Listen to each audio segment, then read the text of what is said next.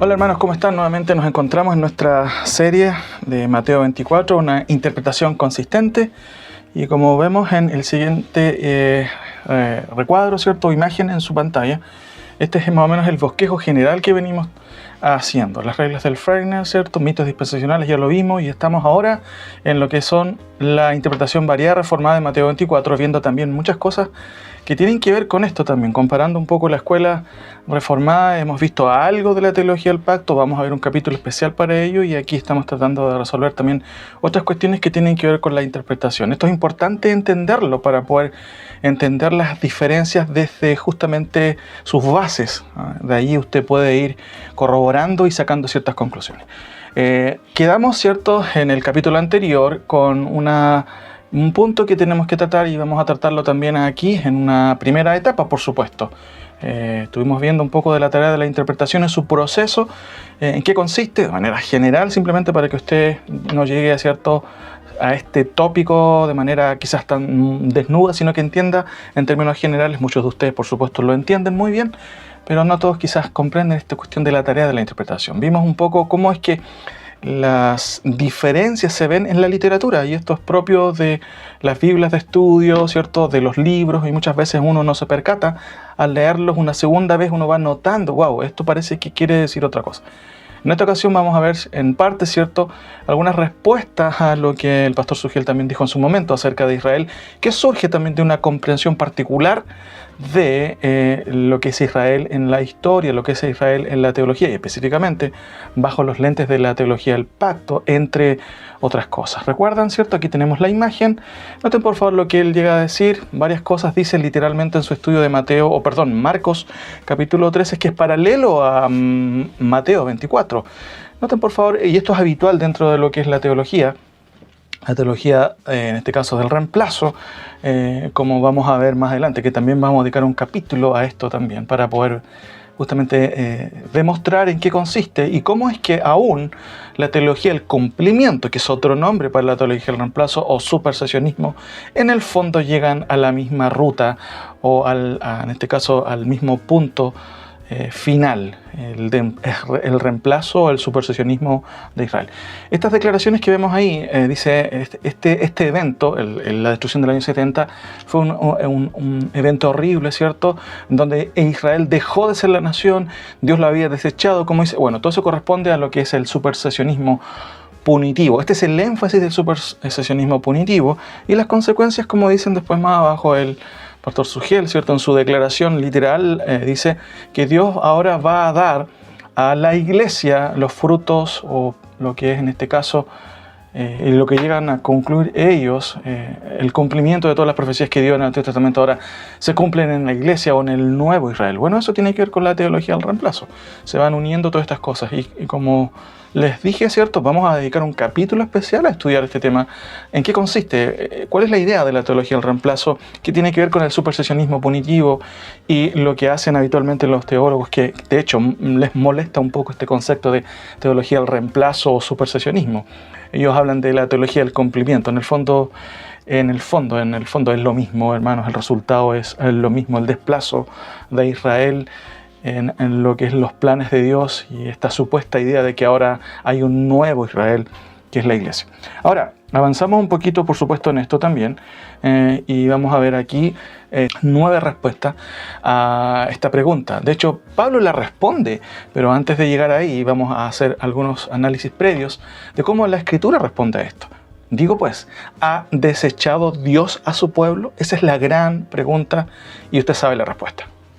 Es súper clara, no tenemos que entrar a discutirlo. Pablo es clara, pero el problema es que no se ha comprendido y no se interpreta bien en el contexto reformado, o ellos tienen otra interpretación.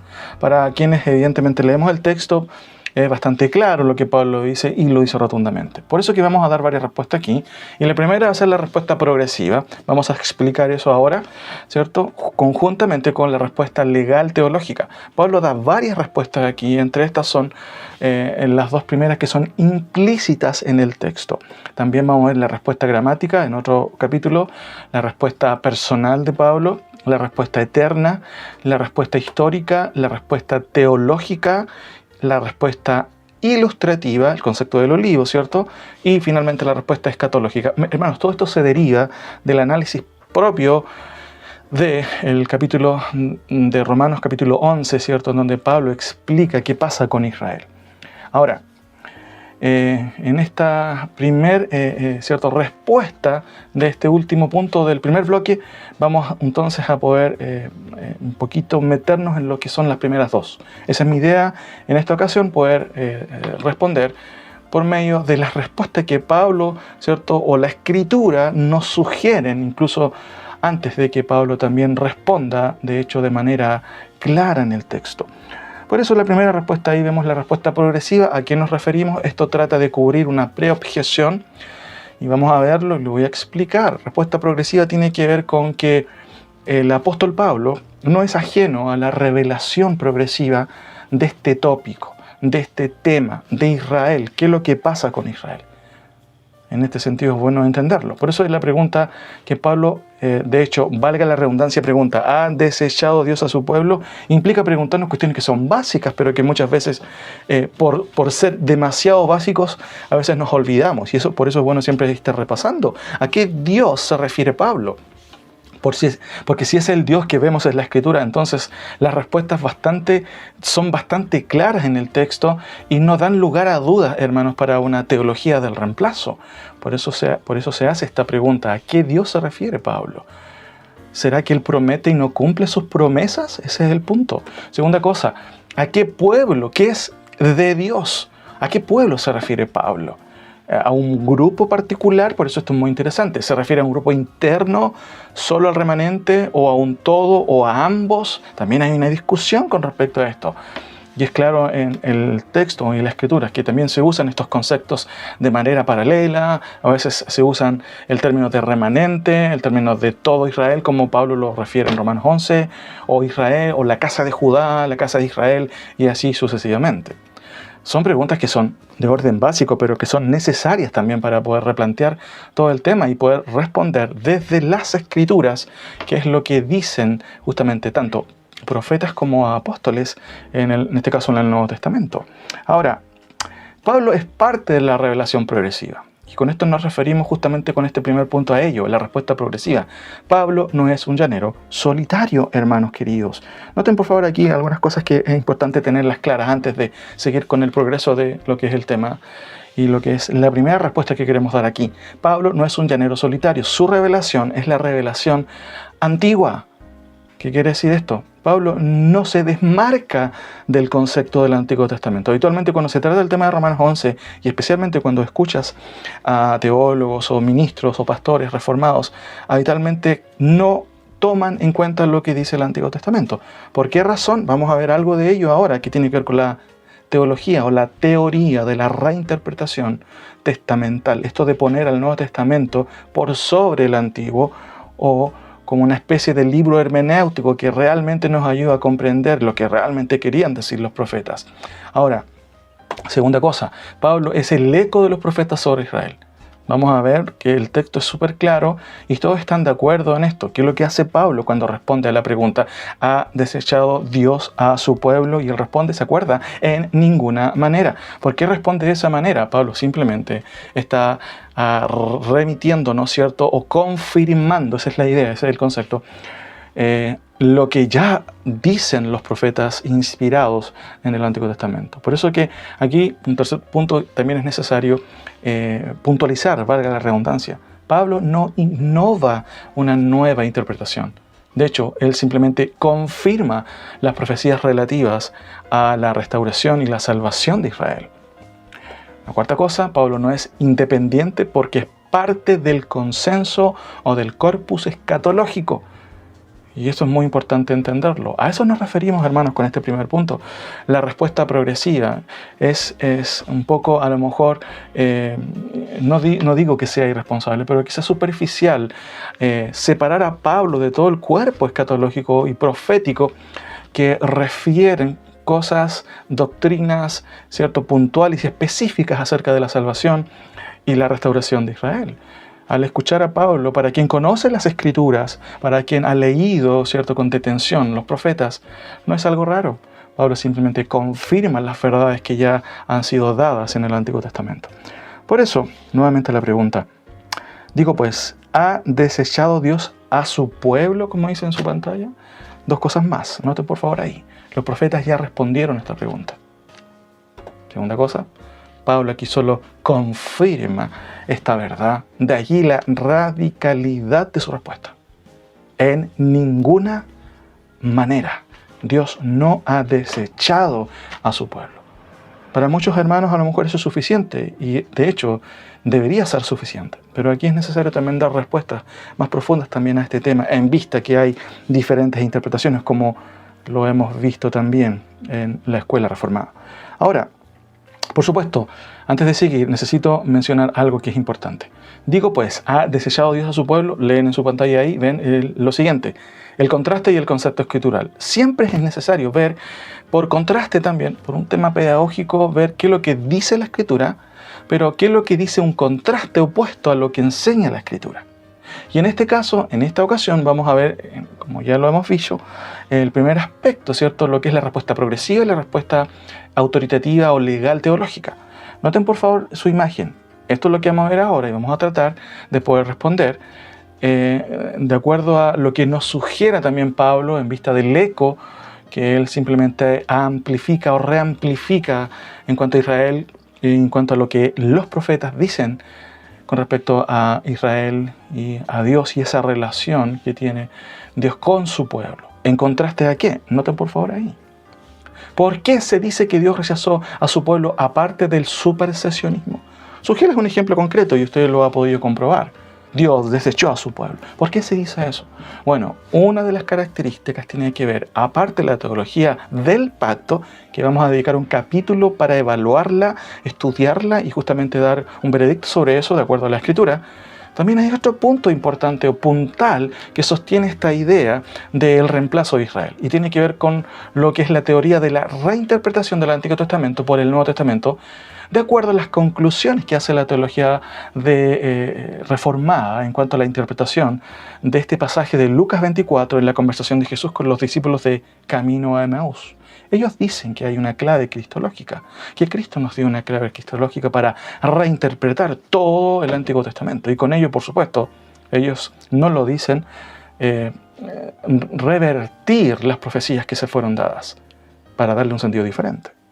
Ahora, noten por favor un poco, y esto es importante porque la Escuela Reformada también habla de la revelación progresiva, pero es muy diferente al concepto que muchos creyentes también tenemos y hemos aprendido de lo que significa lo que es la revelación progresiva. Noten por favor entonces ahí, y esto es importante tener. Solamente voy a citar dos autores reformados. Uno es premilenarista histórico y el otro es un amilenarista, pero ambos concuerdan en esta teoría. Noten por favor lo que dijo en su momento George Eldon Lamb, que ha influenciado bastante lo que es la teología reformada. Miren las conclusiones para entender un poco el tema del contraste.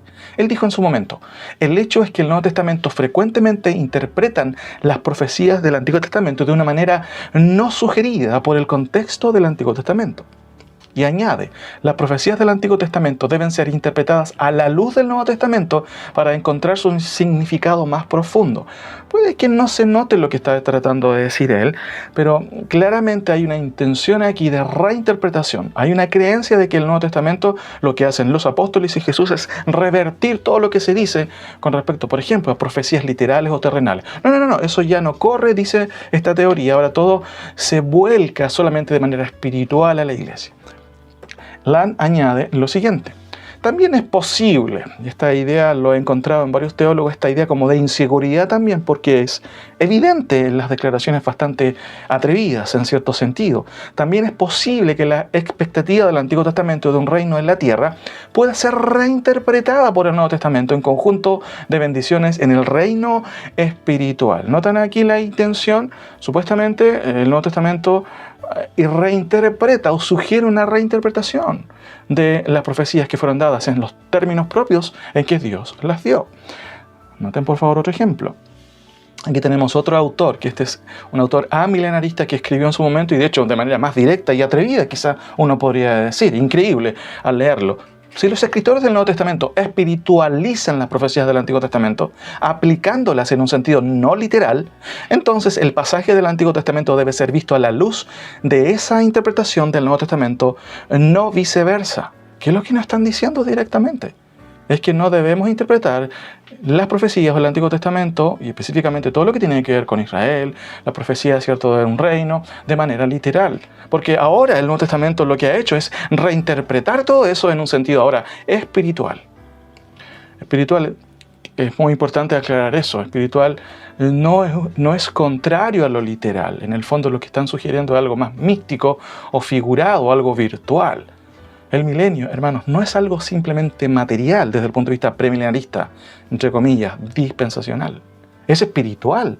Cada cosa que sucede ahí es espiritual, por supuesto. O sea, la tendencia a lo mejor es un error de poder poner en contra dos conceptos que no son, evidentemente, o no están separados, lo espiritual de lo literal. Sí, lo que es diferente es la interpretación literal versus la interpretación figurativa en ese sentido. Pero aquí la idea es la misma cuando se usa el concepto de si los escritores del Nuevo Testamento espiritualizan la profecía del Antiguo Testamento, aplicándolas en un sentido no literal, entonces el pasaje del Antiguo Testamento debe ser visto a la luz de esa interpretación del Nuevo Testamento, no viceversa. Es clara la pretensión. Los autores del Nuevo Testamento han subvertido el significado esencial. De hecho, N.T. Wright lo dice de esa manera, que los autores han subvertido el significado. Es fuerte esa palabra, pero incluso autores como él la usan en esta teoría, evidentemente que consideramos no es bíblica y de hecho no tiene asidero en el Nuevo Testamento. Ahora, notemos, y estamos entendiendo un poco esta idea de lo que es la reinterpretación testamental. Incluso, y esto es muy curioso, a veces cuando nosotros compramos libros, adquirimos libros, no nos damos cuenta muchas veces de lo que los autores sugieren. En el caso de Sugel Michelén, no solamente él comenta en sus predicaciones esta teoría del reemplazo, también esta cuestión de lo que es la reinterpretación testamental, usted puede encontrarla en este libro que habitualmente a lo mejor uno podría pensar, ok, este libro es una ayuda para la predicación expositiva. No, también usted va a encontrar ideas también que tienen que ver con este concepto reformado de la reinterpretación. Él dice algunas cosas como la siguiente que uno podría quizás quedar un poco impactado. Dice, ellos, los profetas, dice Sugel Michelén, eran incapaces de entender plenamente sus propios escritos porque carecían de la luz que ahora tenemos en el Nuevo Testamento. Noten lo que está diciendo el pastor Sugel. Ellos, los profetas, eran incapaces de entender plenamente sus propios escritos porque carecían de la luz que ahora tenemos en el Nuevo Testamento. Puede que esto, cierto, sea bastante atrevido también, y en cierto sentido no es que sea del todo incorrecta, pero ¿eran incapaces de entender plenamente todos sus propios escritos? Se los dejo a ustedes ahí, ustedes pueden ir juzgando estas declaraciones, pero noten por favor lo siguiente. Y esto es importante porque nos afirma lo que estamos diciendo. Jesús, dice Sugel, los amonesta a los discípulos de Camino de Emaús por su falta de entendimiento, pero al mismo tiempo les provee la clave. Nota por favor ahí, la clave que necesitaban para poder interpretar las Escrituras correctamente. O sea, hay una asociación aquí con este concepto de que Cristo dio una clave. Y si tú no puedes entender esa clave, no vas a poder entender o comprender o interpretar correctamente las Escrituras. Él sigue diciendo también, citando a Edmund Clunin, que también es parte de esta teoría, un teólogo reformado, y dice lo siguiente. Jesús le proveyó la clave, aquí ya más claro y más directo, que ellos necesitaban para interpretar toda la Biblia. Si lo colocaban a él en el centro de la historia redentora, el significado de los textos bíblicos se abriría delante de sus ojos. ¿Van notando un poco el concepto? Aquí hay una especie como de teoría que supuestamente Cristo nos dio o dio una clave de interpretación en Lucas 24 para poder interpretar correctamente las Escrituras. ¿Qué quieren decir los teólogos con esto? ¿Qué quieren decir, por ejemplo, Sugel con esta clara declaración, quien cita también a Clunin? Miren la siguiente imagen, porque quizás muchas veces no logramos comprender en su plenitud lo que puede decir un libro. Pero quiero citar aquí a un pastor, ¿cierto? Que es el pastor Alex Figueroa, que también conozco personalmente y, por supuesto, aclarar también que él es un buen creyente, un creyente que ama la palabra del Señor, un pastor también que junto a otros pastores también sirven al Señor de manera, por supuesto, piadosa. Y, sin embargo, ellos interpretan también esta idea. Y nos ayuda un poco a entender aquí el pastor Figueroa, porque nos ayuda un poco a aclarar a qué se refiere con este concepto de la clave. Dentro de sus predicaciones, que tiene una serie, el pastor Alex, sobre el reino, él va a citar justamente este pasaje y va a interpretarlo. Noten por favor, porque esto nos ayuda, él nos ayuda un poco a entender a qué se refieren ellos o los reformados con esta creencia de que Cristo nos dio una clave. El pasaje común, ¿cierto? Ya lo saben ustedes, es este, y él de hecho lo cita y lo muestra. Entonces él les dijo: oh insensatos y tardos de corazón para creer todo lo que los profetas han dicho. ¿No era necesario que el Cristo padeciera estas cosas y que entrara en su gloria? Y comenzando desde Moisés y siguiendo por todos los profetas, les declaraba en todas las escrituras lo que de él decían. Era necesario que se cumpliese todo lo que está escrito de mí en la ley de Moisés, en los profetas y en los salmos. Ahora noten por favor con cuidado lo siguiente. ¿Cómo es que el pastor Alex explica supuestamente el significado de todo esto? La primera declaración que él hace es la siguiente. Lucas 24. Le habla aquí Cristo a los caminantes que iban hacia Emaús. Les dice: y nosotros decíamos que esa división de Moisés, los profetas y los salmos, era como ellos dividían todo el Antiguo Testamento. Por supuesto, eso es correcto, ¿cierto? Lo que nosotros conocemos como el Antiguo Testamento eran las tres divisiones. La Tanaj, que se llamaba profetas, Moisés y salmos. Entonces, y ponga atención aquí en esta explicación, Cristo mismo está diciendo: yo soy la clave para que ustedes entiendan lo que está en todos los profetas, en Moisés, en los salmos. Puede que esta declaración, por supuesto, no sea en cierto sentido errada, porque hay un sentido general y de hecho la explicación en términos generales no es quizás incorrecta, pero surge algo que, por supuesto, salta a la vista. Dice él, entonces Cristo mismo está diciendo: yo soy la clave para que ustedes entiendan lo que está en todos los profetas. ¿Dice eso el texto? ¿Que él dijo que era una clave?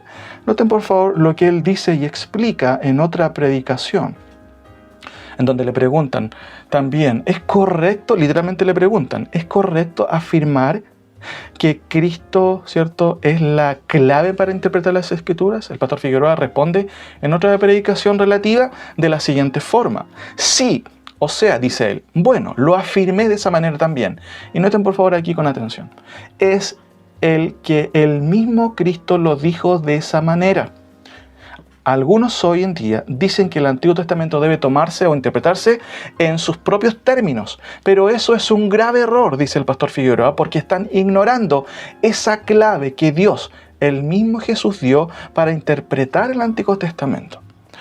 No sé si van notando un poco el concepto o la idea, o cómo surge este concepto teórico de que el Antiguo Testamento reinterpreta al Antiguo, y con esto ya hay que dejar de interpretar el Antiguo Testamento en sus propios términos, de manera, por supuesto, como fue dada por los profetas, o en este caso por Dios a los profetas. La idea se repite aquí. Cristo nos dio una clave. Yo soy la clave para que ustedes entiendan. Él lo afirma, el pastor Figueroa, claramente, y vuelve a repetirlo. Noten por favor, algunos dicen, dice él, que el Antiguo Testamento debe tomarse en sus propios términos, pero eso es un grave error porque están ignorando, noten, esa clave que Dios, el mismo Jesús, ¿cierto?, nos dio para interpretar el Antiguo Testamento. Por supuesto que esto nos sugiere algunas preguntas que son evidentes. Vamos a tratar este tema, ya se los dije, en un capítulo especial para poder interpretar cuáles son las implicancias de poder interpretar o poder llegar a este tipo de conclusiones que aparentemente, si usted nota, lee en su Biblia, no nos está diciendo el texto, ni tampoco nos está sugiriendo Jesús. Pero déjenme, solamente para no pasarlo por alto, mencionar solo un par de cosas y algunas preguntas necesarias. ¿Cristo dijo realmente que Él era la clave? ¿Dijo, yo soy la clave? Uno entiende un poco la intención del pastor Figueroa en poder declarar con ánimo, ¿cierto?, y con cierta pasión esta interpretación. Pero la pregunta vuelve nuevamente a nuestra mente. ¿Cristo dijo eso realmente? Segunda pregunta. ¿Cristo está en todos los profetas, en todo Moisés y en todos los salmos? ¿Eso estaba diciendo el Señor a los discípulos de Emaús? Tercera pregunta. ¿Es grave error tomar las promesas de Dios a su pueblo en sus propios términos? O sea, como Dios las dio, porque ahora el Hijo cambió esos términos. ¿Por qué? Porque nos dio una clave. Cuarta pregunta. ¿Dios dio esta clave aquí en Lucas 24 para interpretar correctamente el Antiguo Testamento? Aquí surge no solamente un concepto que ya hemos visto, que tiene que ver con la teología del pacto. ¿Se acuerdan? Esta idea de poder, supuestamente la teoría reformada, de que tienes que leer la Escritura, y de hecho es parte de lo que el método hermenéutico, que es la teología del pacto. Por supuesto, como veíamos el otro día, los resultados son bastante diferentes, pero aquí se añade otro paradigma. Supuestamente Cristo nos dio una clave de interpretación. Quinta pregunta. Hermanos queridos, dice el texto llanamente que Jesús nos dio una clave para interpretar el Antiguo Testamento. Miren, noten por favor la siguiente frase y solamente respondo con dos, valga la redundancia, respuestas más, porque vamos a tratar este tema en un capítulo especial para poder evaluarlo también y para poder quizás mencionar cuáles son las debilidades de esta teoría que son evidentes para cualquier lector. Noten por favor la frase en Lucas 24:27, de hecho el texto griego es muy interesante, lo menciono solamente de manera puntual. Dice literalmente ahí, al final del versículo 24, que Jesús explicó, muy interesante, se usa el término, como se puede ver ahí, diermeneuen, que viene de ahí, está muy ligado con la palabra hermenéutica, ¿cierto? Por eso se traduce, algunos lo traducen, explicó a ellos, miren, en todas las escrituras, las cosas. Y aquí usa justamente este término perieutu, el pronombre, ¿cierto?, reflexivo, ahí en ese sentido es singular en cuanto a Cristo. Él se está explicando, Él está diciendo, miren, explicó a ellos en todas las escrituras las cosas acerca de Él. Dos cosas que es importante entenderlas, hermanos. Cristo no está diciendo por ningún lado que Él es una clave hermenéutica. Simplemente está diciendo o explicando que Él explicó a los discípulos de camino a Emaús todas las cosas acerca de Él que estaban en las Escrituras. Me gusta mucho lo que dice el profesor Abner Chu en este libro y se lo recomiendo, por favor, puede comprarlo y leerlo. Aquí él responde a todas estas cosas también de manera bastante amplia. Él dice lo siguiente, solamente como un comentario final a esta idea. En primer lugar, el texto no afirma que Jesús interpretara que todas las escrituras eran acerca de sí mismo. Declara que expuso las cosas respecto a sí mismo que están por todas las escrituras. La afirmación no consiste en que todo en las escrituras trata sobre Cristo, sino más bien que Jesús recorrió todo el Antiguo Testamento para mostrar los pasajes pertinentes respecto a sí mismo. En segundo lugar, nuestro Señor declara que sus compañeros son lentos para creer lo que los profetas han hablado. Cristo afirma que los profetas hablaron con claridad sobre su sufrimiento y sus glorias. De este modo, Jesús ratifica el conocimiento de los profetas y su intencionalidad respecto a Él. ¿Qué es lo que estamos diciendo? ¿Qué es lo que dice el pastor Chu? Cristo no está reinterpretando el texto y el Antiguo Testamento. Por el contrario, lo está reafirmando, mis queridos hermanos. Eso es lo que está haciendo. ¿Nos dio una clave? ¿Cómo puede uno llegar a esa conclusión si el texto no lo dice? Saquen ustedes sus propias conclusiones, pero miren lo que llega a sugerir este concepto de la reinterpretación testamental. Noten la siguiente imagen.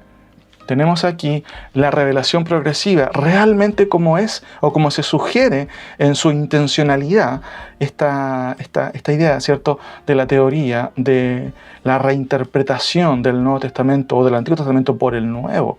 Por eso es que en cierto sentido la imagen que nos sugiere la revelación progresiva desde el punto de vista reformado es una especie como de revelación progresiva piramidal, supertestamental o supersesionista. No, Cristo nos dio una clave y se mencionan una serie de versículos ahí que supuestamente reinterpretan el Antiguo Testamento o sugieren una interpretación muy diferente. Algunos de esos versículos vamos a verlo también, en especial Efesios capítulo 2.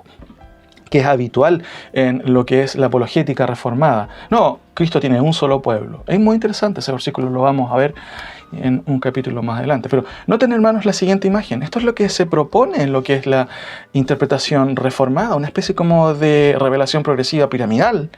Cristo y los apóstoles dieron el puntapié y, ¿cierto?, reorganizaron lo que es la revelación.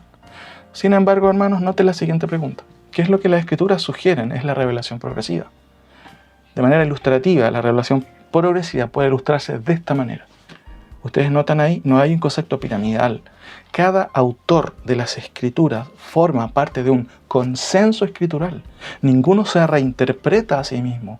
El que viene después con otra revelación no viene justamente a reorganizar todo el consenso de la revelación, simplemente viene a complementar el significado. No hay un concepto de reinterpretación en el texto escritural. Los apóstoles, ¿cierto? Y aún Cristo en ningún caso sugieren un cambio, ¿cierto?, de lo que es la interpretación.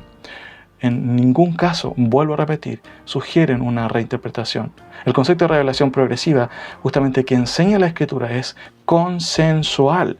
Ahora, noten solamente una pregunta antes de ir al punto, ¿cierto?, segundo punto, para responder directamente a lo que Pablo está preguntando, pero tomando en cuenta lo que dicen los profetas. ¿Ha desechado Dios a su pueblo?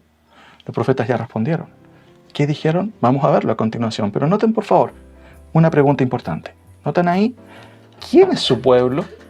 Porque esto también entra en debate en el capítulo 11 de Romanos.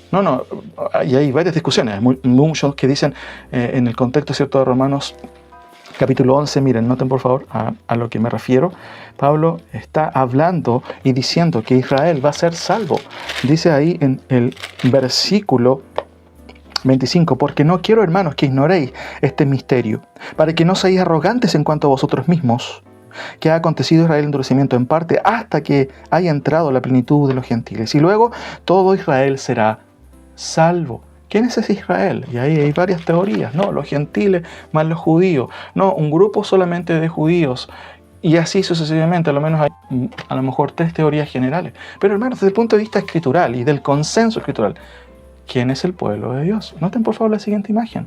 Aquí tenemos desde el comienzo, Génesis, ¿cierto? Habla de Israel como nación étnica, las 12 tribus de Israel. Deuteronomio habla de un pueblo escogido. Si usted sigue la lectura de los profetas, se va a dar cuenta que se habla de remanente, que es paralelo también en el contexto, ¿cierto?, del pueblo de Israel. Por supuesto, el remanente piadoso, porque por supuesto Israel también ha dejado ver, muchos de ellos eran incrédulos y muchos de ellos murieron sin duda. Remanente, pero también se menciona al pueblo de Israel como la casa de Israel, la casa de Judá, la casa de Israel, vuelvo a repetir, Jacob también. En los profetas especialmente se usan términos quizás no comunes, pero que sí también describen la condición en su momento moral del pueblo de Israel. Por ejemplo, en Ezequiel se usan términos como Ahola, Aholiva o huesos secos también, por ejemplo en Ezequiel 36, 37. Oseas también usa términos hebreos bastante interesantes, lo Ruama, lo Ami, ¿cierto?, la no amada, la no compadecida, Judá, Israel. Y así sucesivamente también se vuelven a usar estos conceptos, pero sin esta preposición lo, que en el texto hebreo es una negación bastante profunda o rotunda. Ruama, o dice después, ¿cierto?, Ami, como una contraposición a no amada, y también a no compadecida. Después vemos aquí también otros términos, ¿cierto? Ichi, Baali, desposada otra vez, o sea, usa este concepto muy interesante. Los hijos de Israel, Ezequiel también nos sugiere algo muy interesante también usando metáforas, un palo, el segundo palo refiriéndose también a las tribus de Israel. Nos acercamos al Nuevo Testamento y esto sigue también la misma ruta. El Señor, ¿cierto?, ahí responde en estos capítulos y reconoce quién es ese pueblo, quién es Israel. Pedro, ¿cierto?, en el capítulo 2 de Hechos, él vuelve a hablar a ellos como pueblo y como nación étnica, para vosotros, para vuestros hijos, para vosotros, vuelve a repetir, refiriéndose en el contexto, varones israelitas. De hecho, usa mucho ese concepto. ¿Qué quiero decir con esto? Que cuando Pablo dice, ha desechado Dios a su pueblo, Pablo no está inventando un término nuevo, significante para Israel. Es el mismo término escritural. Y vamos a verlo en lo sucesivo, por supuesto. Ahora, este es el concepto, hermanos, de revelación progresiva. Hay un consenso entre los profetas. De hecho, Pablo no inventa una nueva, ¿cierto?, forma de interpretativa para sugerir algo diferente. Como dijimos al principio, Pablo es el eco de lo que ya los profetas han dicho. Por eso, noten por favor la siguiente imagen. Digo pues, ¿ha desechado Dios a su pueblo? Bueno, los profetas ya respondieron a esta pregunta. Pablo aquí solo confirma, y de allí la radicalidad que usa. En ninguna manera. Ahora, por supuesto, vamos a llegar, recuerden, a explicar todo el pasaje de Romanos 11 en la división que hemos sugerido, pero vamos a contestar solamente en esta ocasión esta pregunta. Los profetas ya respondieron. Ahora, ¿qué dijeron con respecto a Israel? Quiero que me acompañen aquí en las siguientes diapositivas, ¿cierto? Que ya es la segunda parte, para poder explicar esto por medio justamente de lo que los profetas dijeron. ¿Qué nos enseña Zacarías 9:11? Y quiero que me acompañen con su Biblia también, para que notemos un poquito qué es lo que los profetas nos dicen en cuanto a Israel. También lo voy a hacer de manera comparativa, tomando en cuenta lo que otro teólogo reformado trata de, ¿cierto?, enseñar o trata de interpretar lo que dice este pasaje, pero dando quizás una interpretación un poco diferente y uno podría decir bastante, a lo mejor, rara de este pasaje. Noten por favor aquí, me refiero a Arthur Pine, doble Pine. Tiene excelentes libros sin duda, pero aquí en este libro específicamente uno va a encontrarse con ideas bastante extrañas en el texto, pero dentro del contexto de lo que es la interpretación reformada en realidad no son extrañas, son propios de la derivación de una interpretación a veces no literal o alegórica de ciertos pasajes o espiritualizantes, si se puede decir también. Lo que me llama la atención es que en este libro, al comienzo, ¿cierto?, los autores que han reeditado este libro para la iglesia de hoy, por supuesto que este libro es bastante antiguo, tienen esta premisa.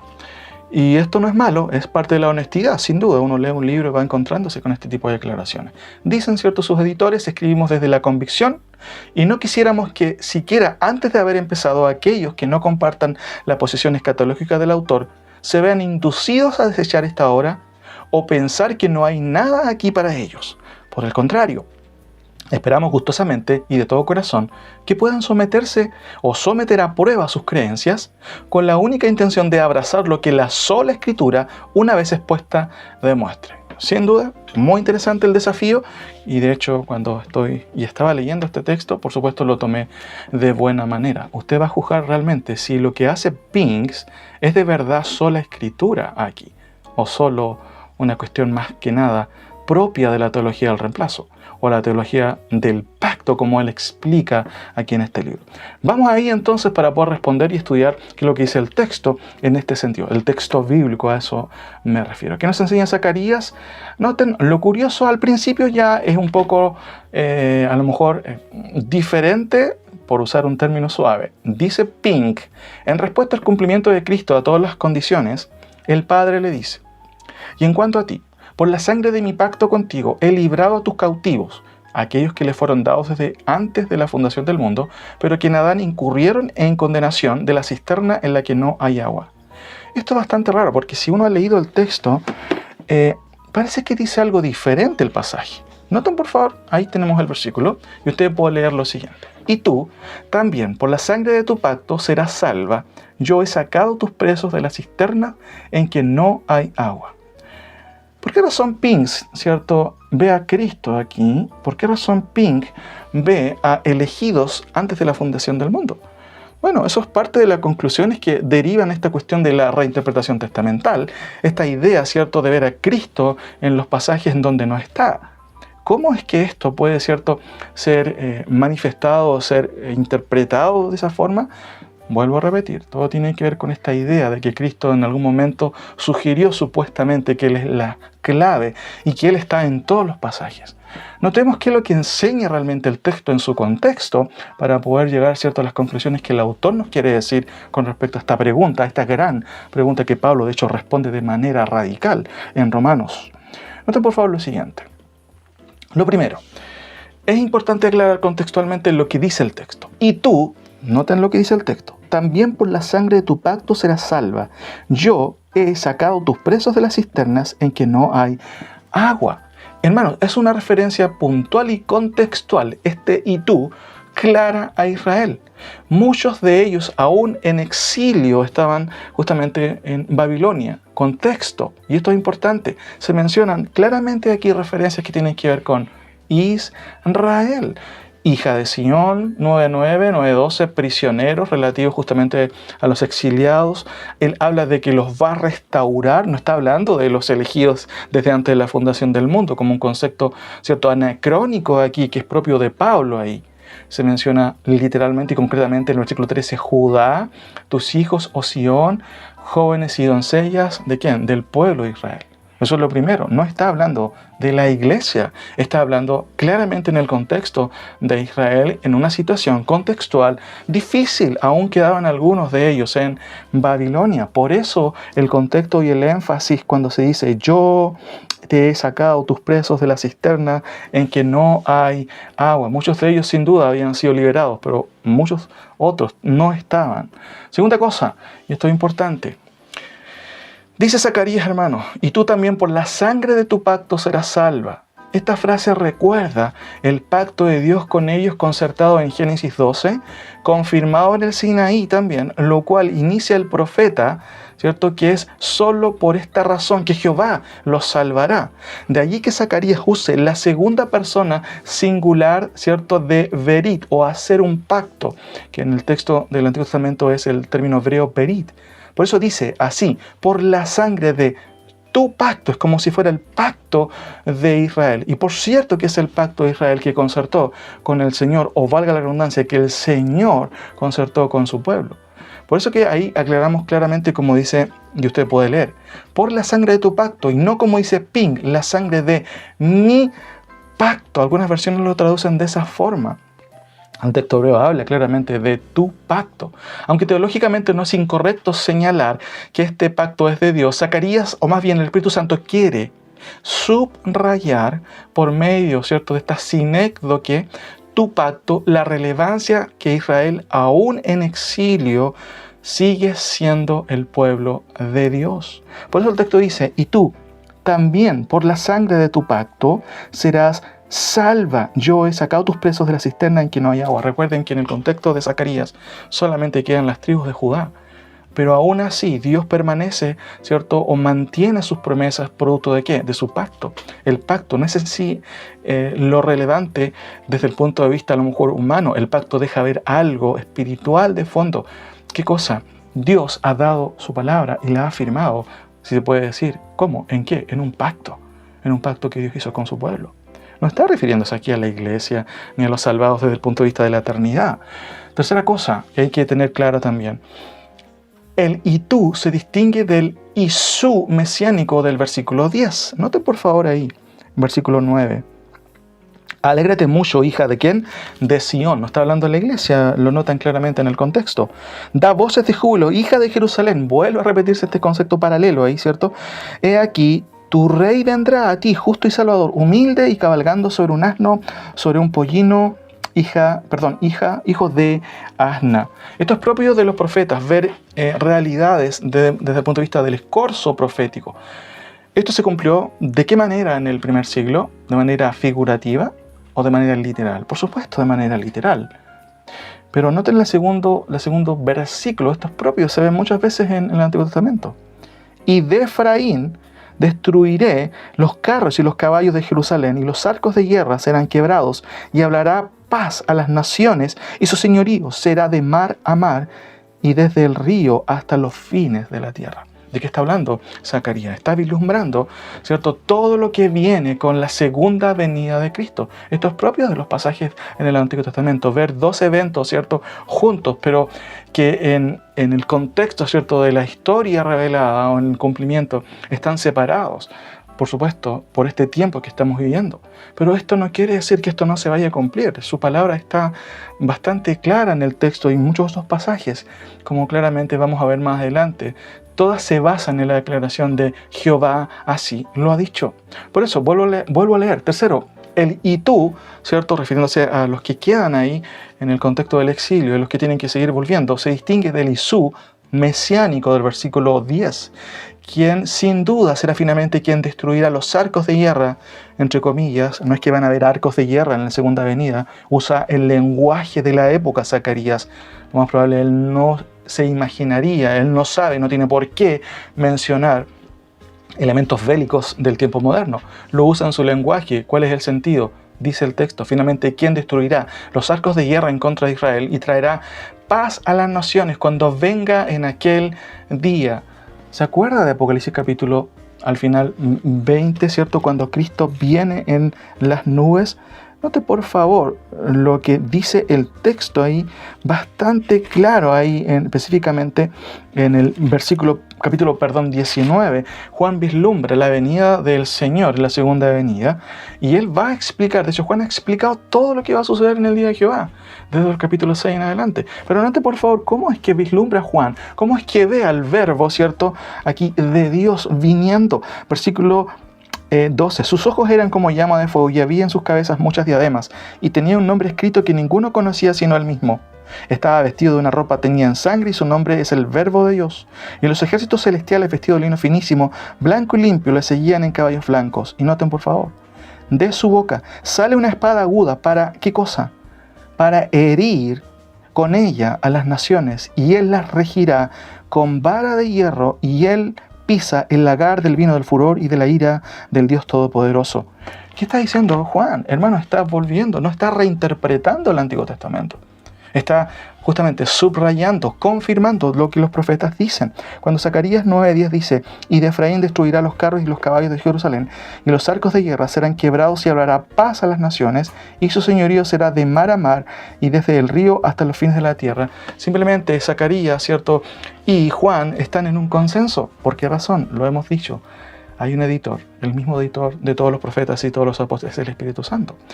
Pero notemos por favor la siguiente explicación. ¿Quién traerá paz a las naciones? Por supuesto es el Mesías, no es Israel. Cristo es el que trae paz a las naciones. Cuando venga en aquel día, ¿en qué contexto? Eso es siempre la segunda venida. Usted puede leer después las referencias que tengo ahí. Mientras tanto, dice el profeta, y de acuerdo al pacto concertado por Dios con ellos, sacará al resto de los que están en cisternas sin agua, como era común en aquellos días. Una alusión, por supuesto, a la miseria de los judíos exiliados aún en Babilonia. Y tú también. Por la sangre de tu pacto, ¿cierto? Serás salva históricamente hablando, pero también escatológicamente hablando. Eso es lo que está también señalando todo el contexto, como vamos a ver algunas cosas ahí. Ahora, noten por favor la siguiente imagen. Cuarto, literalmente Zacarías habla teniendo a Dios como sujeto, que Él va a salvar a aquellos presos, ¿cierto? Aquellos que aún estaban en exilio. Por eso literalmente el texto le dice, los liberaría. ¿Y qué dice la historia? Por supuesto ellos volvieron a su tierra porque Dios los liberó, los sacó de esos lugares o de esos pozos, como dice el Eterno, o cisternas que no tenían agua, como le pasó también a José, ¿se acuerdan en Génesis ahí? Ahora, ¿de dónde surge la idea entonces de Pin, de que aquí, ¿cierto?, Zacarías se está refiriendo a aquellos que le fueron dados desde antes de la fundación del mundo, pero que en Adán incurrieron en condenación, hermanos? ¿De dónde surge este concepto? Bueno, simplemente esta es una imposición anacrónica al texto bíblico. El texto no está diciendo eso, no está refiriéndose a los salvos desde el punto de vista de la eternidad, ni a los regenerados, ni a los escogidos, que Dios escogió en los términos de Pablo en Efesios. Eso es una verdad, por supuesto. Dios los escogió desde antes de la fundación del mundo. Pero, hermanos, Zacarías no está diciendo eso. Y esto es propio justamente de lo que es la hermenéutica cristocéntrica, que es diferente a la hermenéutica cristotélica. Un gran tema, ¿cierto? Y que de hecho algunos pastores los explican muy bien ahí en otros sermones. Puede ir viendo también lo que el profesor Josías Grauman, Avner Chu también, en YouTube ustedes pueden escuchar explicaciones bastante contundentes y notables acerca de esta gran diferencia. Entonces esta idea de que Cristo nos dio una clave y de que Cristo está en todos los pasajes, por supuesto, incurre en una interpretación errada, ¿cierto?, y deficiente de la Escritura. Pin nos está dando el ejemplo claramente aquí. ¿De dónde viene esta idea, cierto, de que Pin ve aquí a escogidos desde antes de la fundación del mundo cuando se refiere a judíos que están en el exilio, a quienes Dios va a salvar? Ahora, hermanos, es importante entender también que, por supuesto, esta es una teoría que, por supuesto, no es superficial, cruza incluso el Antiguo Testamento. Por eso que es importante entender por qué razón este énfasis que Cristo es la clave. Ahora, noten la siguiente imagen, y esto es lo final. ¿Qué señala el contexto directo de Zacarías 9:11? Siguiendo la rigurosidad exegética de Pin, ¿se trata de la iglesia? Note por favor, antes de concluir con algunas explicaciones más. Versículo 12, claramente notamos ahí, Dios sigue confirmando lo anterior. y llama a los expatriados a volver prometiéndoles restauración. Tal cumplimiento histórico no es otra cosa que el prototipo de la restauración futura, hermanos.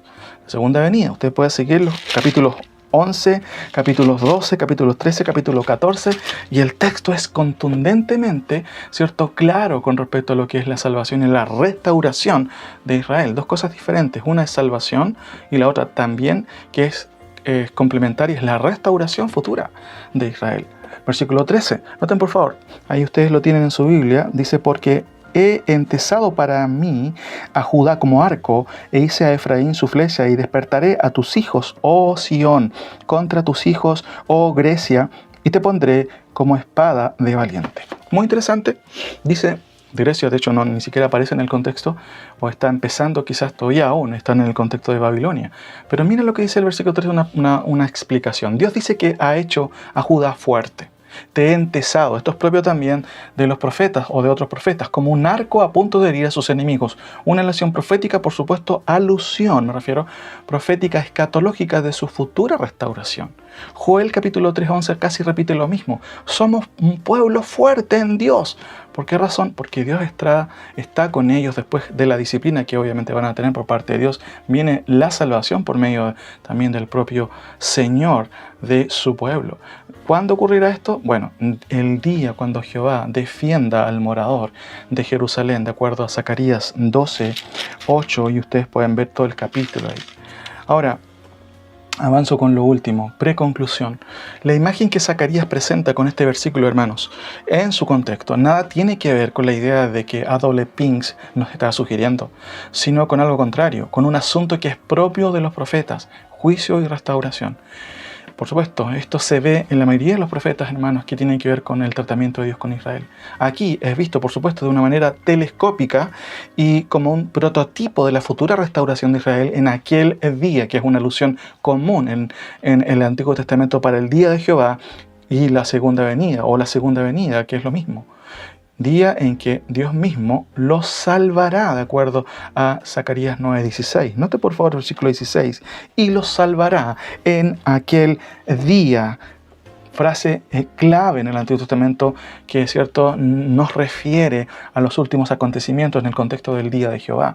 Dice ahí: y los salvará en aquel día Jehová su Dios como rebaño de su pueblo, porque como piedras de diadema serán enaltecidos en su tierra.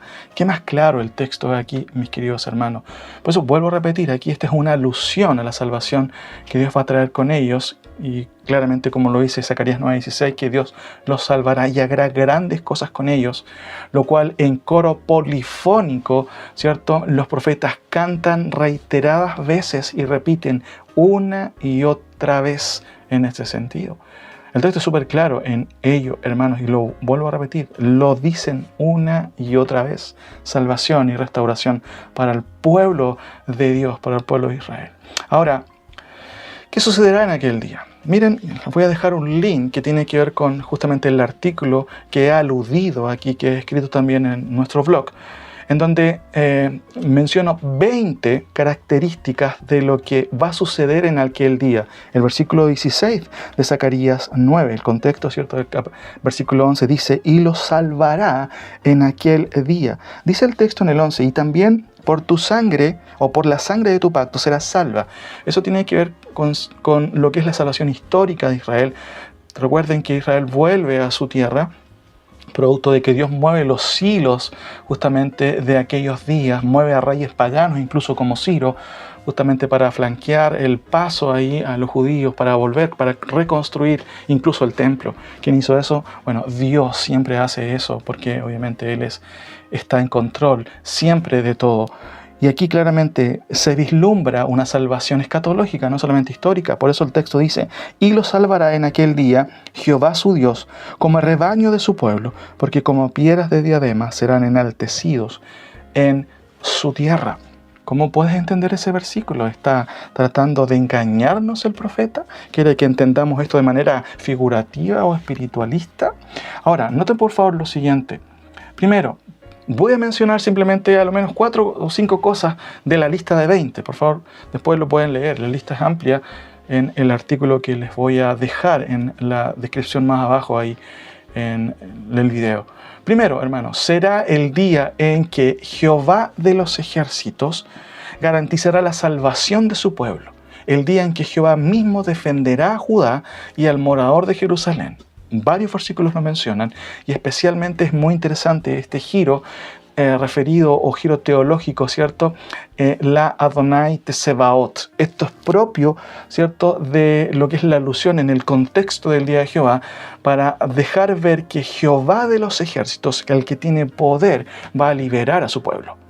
Y eso es muy claro, ustedes pueden buscar la referencia. Segundo, el día en que Jerusalén será habitada con seguridad, porque el mismo Dios habitará en medio de ellos. Hay muchas referencias y ustedes pueden revisar. Aquí hay algunas. Ese es el punto 7 en la lista de 20. El punto 16, solamente estoy resumiendo algunos puntos, que de hecho están en todo el Antiguo Testamento. Que va a suceder aquel día.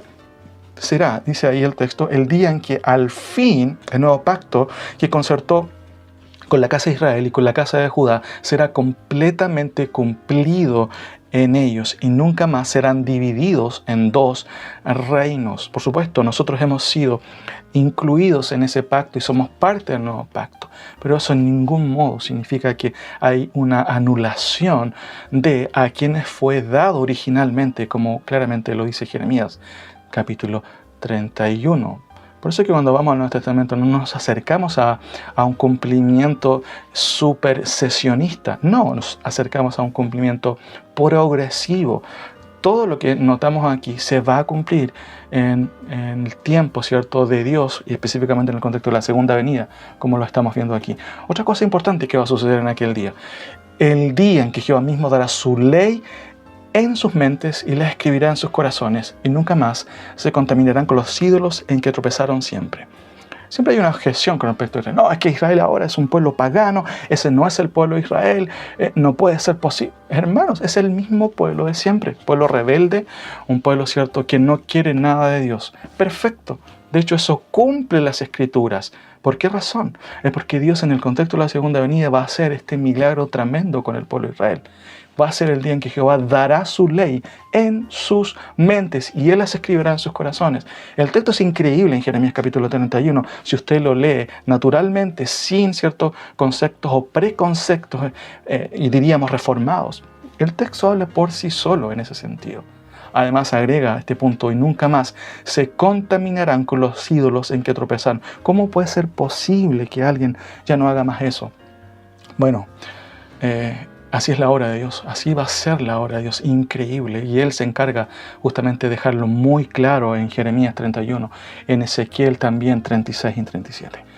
Otro punto importante, el día en que Dios mismo asegura: perdonaré la maldad de ellos y no me acordaré más de su pecado.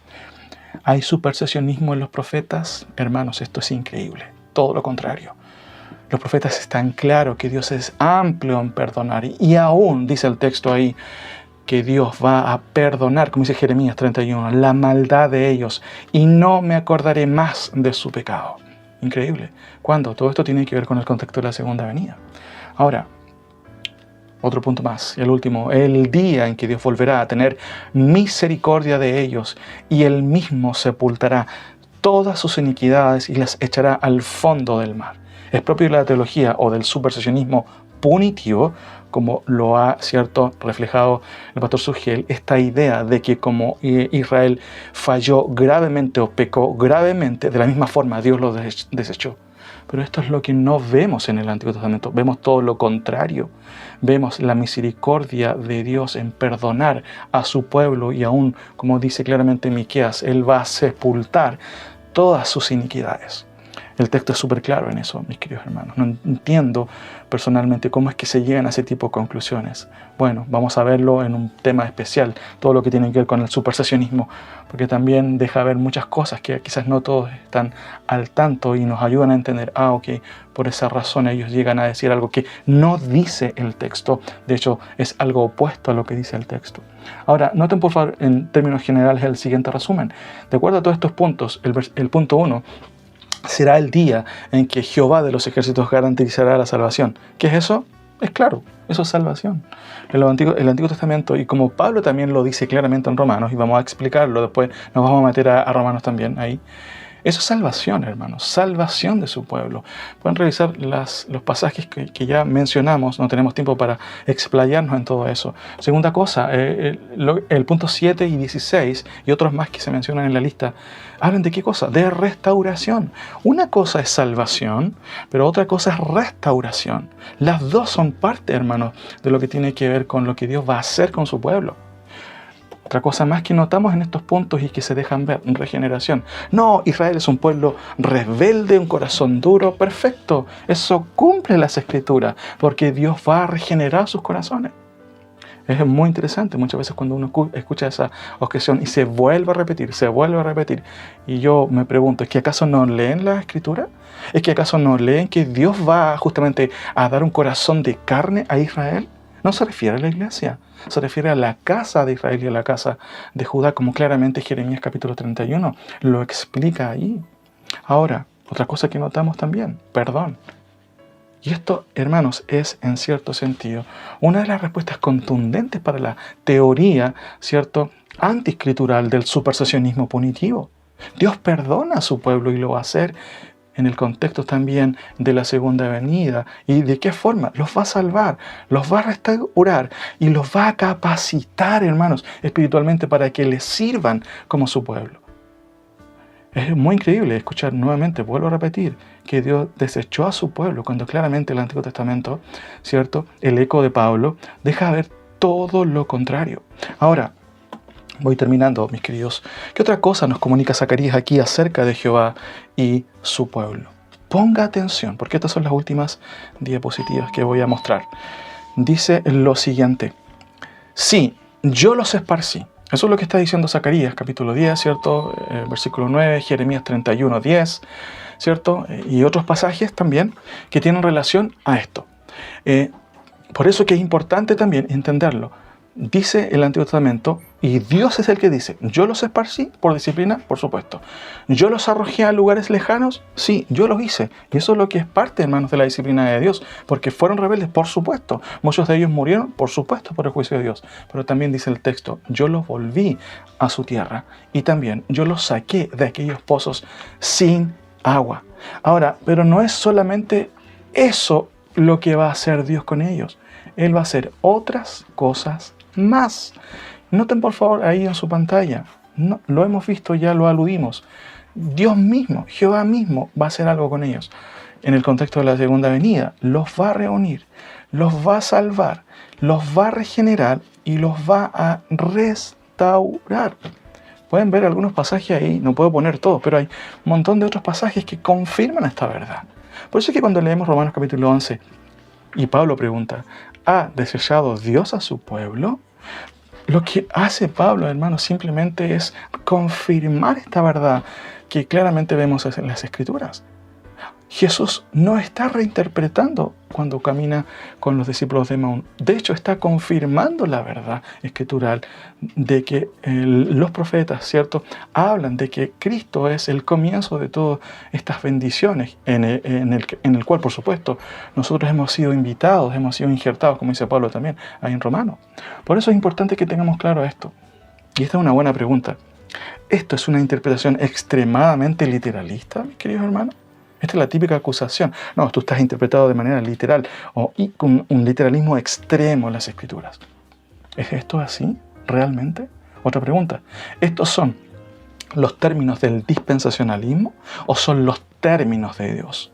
Usando la frase del pastor Figueroa. ¿De quién son estos términos, hermano? Son los términos de las Escrituras. Pero no solamente esto vemos en la Escritura. Y con esto voy terminando, mis queridos hermanos. Noten por favor lo siguiente. Hemos estado viendo lo que es la respuesta, ¿cierto?, progresiva. Pablo no es un llanero solitario en la revelación progresiva. Es el eco, es la confirmación de lo que los profetas dicen. Pero también dijimos que íbamos a hablar de la respuesta legal, teológica. Y esta es súper sencilla y corta. Solamente la resumo de la siguiente manera. ¿A qué nos referimos con la respuesta legal? ¿En qué se basan estas declaraciones del Antiguo Testamento? Vuelvo a repetir, ¿son términos dispensacionales o son términos divinos claros en la Escritura? Noten por favor lo siguiente, los reuniré, los salvaré, los regeneraré, los restauraré. ¿En qué se basan estas declaraciones? A manera de resumen, noten lo que dicen todas las profecías. ¿Cómo es que se firman estas profecías? ¿Y quién las firma? Yo, Jehová, lo haré. Así dice Jehová, así ha dicho Jehová, yo lo voy a hacer. Hermanos, esa es la fuente de autoridad para declarar. El Antiguo Testamento y el Nuevo hace lo mismo, replica, confirma la salvación y la restauración de Israel. Por eso es que cuando Pablo pregunta, ¿ha desechado Dios a su pueblo? Cuando él responde, en ninguna manera. Simplemente está confirmando esta verdad, basada, hermanos, no en el dispensacionalismo, basada en lo que Dios ha dicho, en lo que Él ha prometido. He ahí la gran diferencia, hermanos queridos. Por eso cuando hablamos de que si Dios ha desechado o no a su pueblo, no nos basamos en una teoría puntual teológica. Está basado esto en una aseveración concreta, ¿cierto? Rotunda de la palabra y del así ha dicho Jehová. Esto es legal porque justamente nos referimos a lo que es correcto, a lo que es autoritativo y teológico, porque se trata de lo que Dios ha definido con respecto a lo que Dios va a hacer con su pueblo. Ahora, termino con la última imagen. No solamente, hermanos, lo que acabamos de ver es lo que subrayan los profetas y aún Pablo va a confirmar, como vamos a ver. Hay algo más en el texto y esto es para mí increíble y de hecho notable de parte de los profetas. En el contexto de Zacarías, ¿cierto? Versículo 10, está hablando Zacarías de las bendiciones del Mesías, en el contexto también de la salvación de su pueblo, en el contexto de aquel día, en el contexto de la segunda venida. Y varias cosas se dicen ahí, pero noten por favor la imagen, he puesto ahí tres versículos ahí que tienen que ver con Zacarías 10. Noten por favor, aquí hay algo muy interesante. Dice, de él saldrá la piedra angular, de él la clavija, de él el arco de guerra, de él también todo apremiador, y serán como valientes que en la batalla huellan al enemigo en el lodo de las calles, y pelearán porque Jehová estará con ellos, y los que cabalgan en caballos serán avergonzados. Porque yo fortaleceré la casa de Judá y guardaré la casa de José y los haré volver, porque de ellos tendré piedad. Y noten por favor lo que dice Zacarías. Y serán como si no los hubiera desechado, porque yo soy Jehová, su Dios, y los oiré. Hermano, es que debes subrayar este versículo.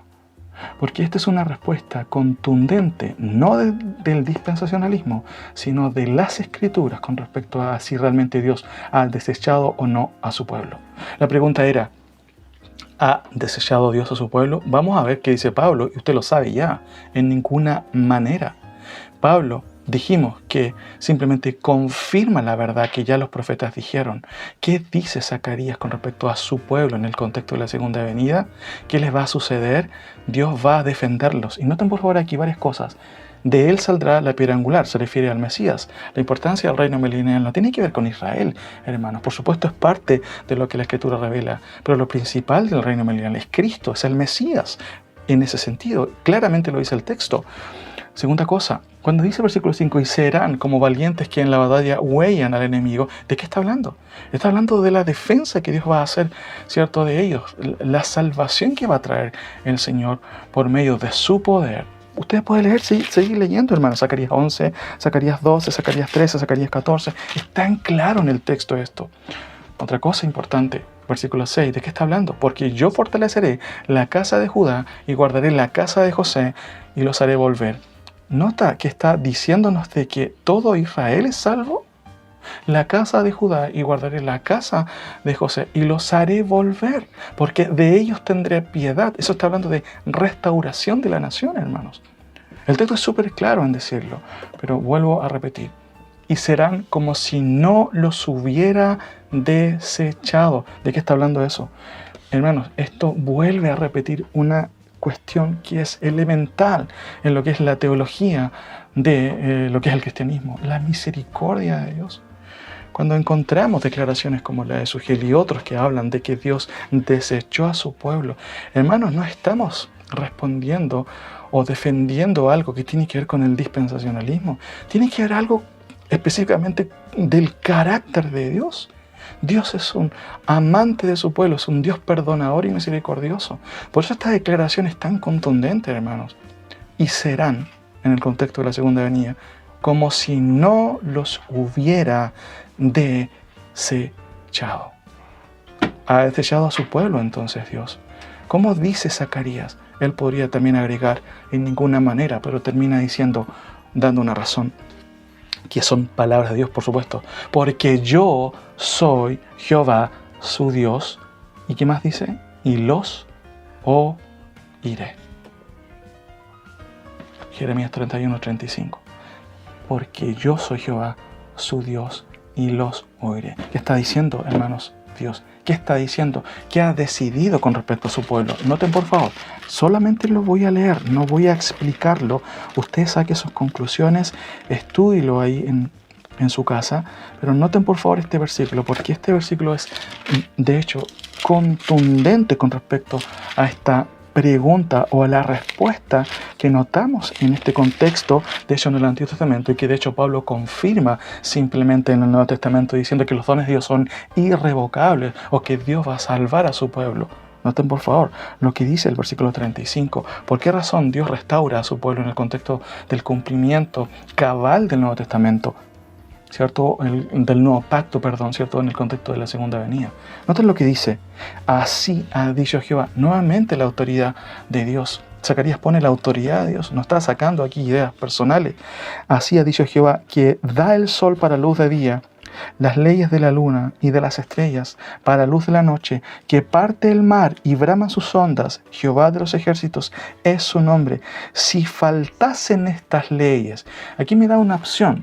O sea, ¿quieres negar la salvación de Israel? ¿Quieres negar la restauración? Bueno, mira, si tú cumples con estas condiciones, ahí yo voy a pensar en, ¿cierto?, desechar a mi pueblo. Noten por favor lo que dice aquí. Si faltaren estas leyes delante de mí, dice Jehová, también la descendencia, no de una parte de Israel, dice, faltará para no ser nación. Noten por favor lo que el propio Jeremías está diciendo. No está hablando de que los judíos son salvos porque llegan a la iglesia. Está viendo la salvación de la nación de Israel como pueblo étnico, por supuesto, restaurado y regenerado, hermanos. Eso es lo que dicen todos los profetas. Noten lo que dice Ezequiel. Así ha dicho Jehová, si los cielos de arriba se pueden medir y explorarse abajo los fundamentos de la tierra, bueno, también yo desecharé toda la descendencia de Israel por todo lo que hicieron, dice Jehová. Si tú eres capaz de cambiar o anular las leyes, ¿cierto? Y diríamos leyes físicas del sol, de las estrellas, en el contexto de la luna, ahí Dios va recién a pensar en desechar a su pueblo. Por eso, la pregunta obvia es, ahí tenemos todas las respuestas que hemos estado dando, ¿cierto? La pregunta obvia es la siguiente. Digo pues, ¿ha desechado Dios a su pueblo? ¿Usted sabe la respuesta de Pablo? ¿Cuál es la respuesta de los profetas? Es la misma. En ninguna manera. Vuelvo a repetir. ¿Ha desechado Dios a su pueblo en el contexto del Antiguo Testamento? Jeremías dice, si tú eres capaz de cambiar las leyes, el sol y la luna, yo voy a pensar, ¿cierto? Estoy parafraseando un poco el texto ahí en versículo 37, 36. Yo voy a pensar en desechar a mi pueblo. ¿Qué nos está diciendo Dios? Que Él jamás va a abandonar a su pueblo. Hasta aquí, hermanos. Las primeras dos respuestas, la respuesta progresiva, la respuesta teológica, y como ustedes ven en el recuadro, Pablo responde de manera notable, ¿cierto?, y rotunda, con varias otras respuestas más. La gramatical, la personal, la eterna, la histórica, la teológica, la ilustrativa y la escatológica, como veremos en los siguientes capítulos.